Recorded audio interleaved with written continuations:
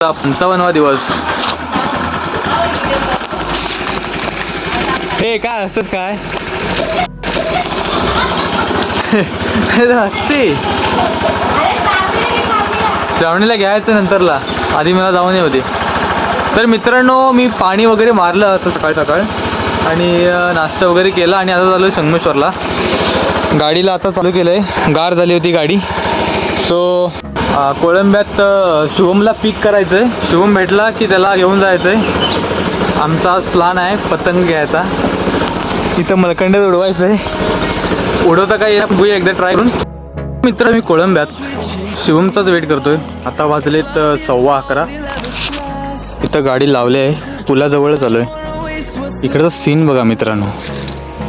Actually नदीला भरती आले. पूर्ण फक्त ते नारळच आहेत, सगळ्या नारळच आहेत. मध्ये केळीची झाडं पण आहेत. खतरनाक वाटतंय यार.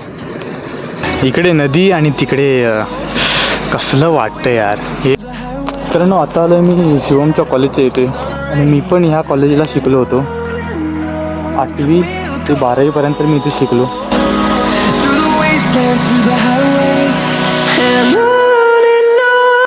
फायनली शिवम आला आहे. तर आता आम्ही जाऊ संगमेश्वरला. 11:40 झाले. तू बोललास मला, तुम्हाला काय बोललास? 11:30 वाजता ना? हो. अरे मॅडम जरा तास घेतला ना. तास घेतला. त्याला मी संगमेश्वरला सगळी भाजीपाला घेऊन झाला आहे आणि आता आम्ही बसलोय काय आवडा थोडा द्यायला. आणि हा फक्त मी याला लस्सी पितोय.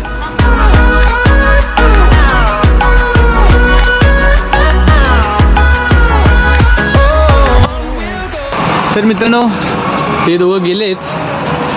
आम्ही बसलो त्या वडापाव खायला. तर